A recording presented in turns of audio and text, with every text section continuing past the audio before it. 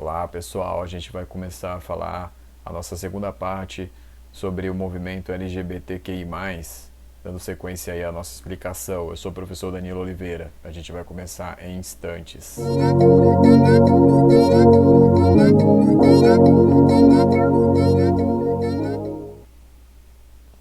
Bom pessoal, então, para continuar, a gente vai falar então da revolta de Stonewall, que foi um grande evento aí, foi uma pedra fundamental para o movimento LGBTQI+, tanto que foi ele que deu origem à comemoração que existe todos os anos aí, né?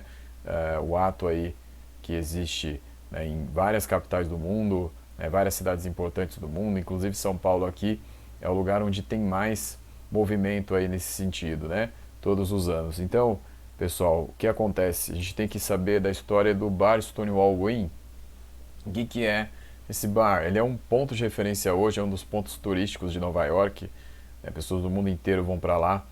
Esse bar chegou a fechar, e aí ele foi reaberto em 1967. Ele era um bar frequentado por pessoas que não tinham muito dinheiro para lazer. Então, uma das pessoas, dos públicos-alvos aí desse bar, antes de fechar, era o público LGBT. Né? Na época não tinha essa sigla ainda, né? Mas assim, a gente usa para ter referência. O público LGBT não tinha muitas oportunidades de emprego, não tinha muitas oportunidades de lazer, então o bar Stonewall Inn era uma das poucas possibilidades que eles tinham. E ele foi fechado. Em 67 ele foi aberto por um mafioso italiano, né, chamado Tony, e aí ele vai acabar estabelecendo um negócio ali com a polícia, um esquema que era o seguinte: a polícia só entrava em horas ali que haveria menos movimento no bar, né, para fazer as batidas policiais. E aí ele pagava US$ 1.200 por mês para que a polícia entrasse então nos horários ali que eles combinavam e não a qualquer hora do dia. Então o que vai acontecer? Vai ter um dia aí que vai ser exatamente aí da virada de 27 de junho para 28 de junho de 1969, em que a polícia chega num horário que não era para chegar. E aí vai acabar fazendo a batida no movimento ali, na hora do movimento maior, né? E aí vai acontecer uma confusão, porque o público já cansado das perseguições, cansado ali do preconceito, vai estourar, vai começar uma gritaria e vai começar ali uma briga generalizada. Nessa briga generalizada, nenhum policial vai praticamente ali se ferir, mas o público LGBT vai acabar tendo feridos, e aí vão ser muitas prisões. Enfim, a confusão ela foi grande, mas acabou reverberando, porque no mundo inteiro acabou se sabendo deste evento, dessa noite, e aí acabou servindo como símbolo, né? E aí um ano depois, em 1970, né, no dia 28 de junho, acabou acontecendo uma passeata em Nova York, em homenagem às pessoas ali que participaram do movimento, e acabou se repetindo todos os anos, até hoje, né? Então, 28 de junho, né, é o marco aí do movimento, né, até hoje. E aí, como eu disse antes, São Paulo acabou se tornando referência porque tem aí a parada que é considerada a maior de todas, né, mundialmente. Bom, pessoal, então, isso aí, para cravar, deu origem aí ao Dia do Orgulho LGBTQI+.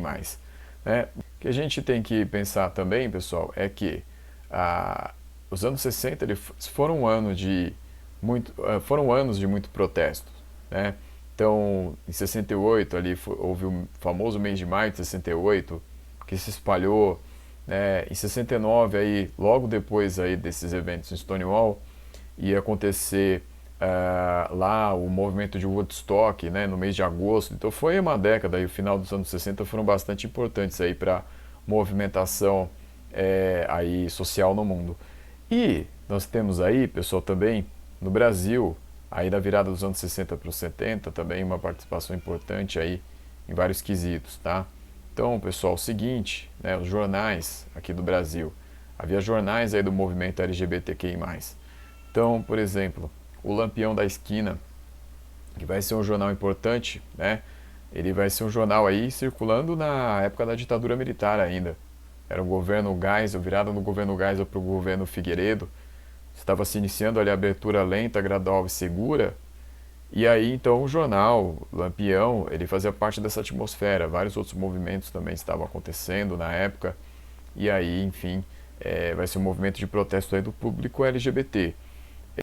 Outro jornal importante também vai ser o Xana com Xana, que vai funcionar de 1981 a 87.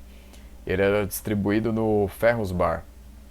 Em um dia, em 1983, vai ter uma confusão porque a polícia vai tentar proibir a circulação do jornal, vai expulsar o público lésbico, que era o que frequentava ali o lugar, e tentando ali tirar a circulação do jornal, vai acontecer das mulheres voltarem e afirmarem seu direito de frequentar o lugar, que aquele era um espaço que elas tinham o direito de frequentar, né, e vão acabar se impondo, né?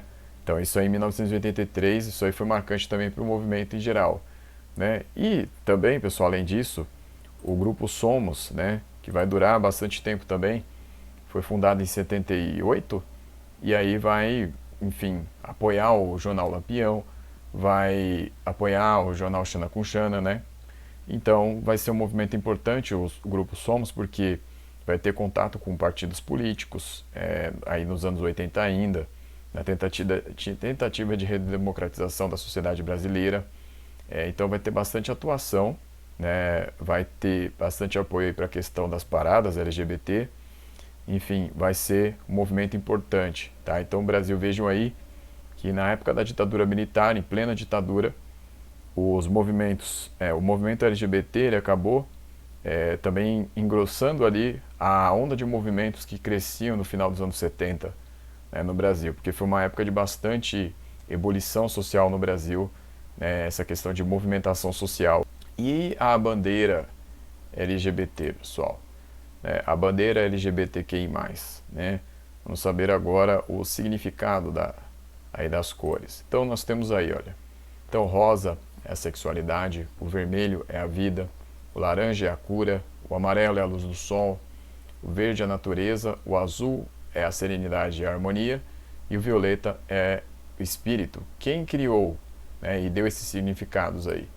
Foi este militante LGBT que era o Gilbert Baker, já falecido. Faleceu em 2017. Ele criou a bandeira em 78, ele explicou esses significados aí para a bandeira, tá? Então, ele foi um militante aí importante do movimento LGBTQI+.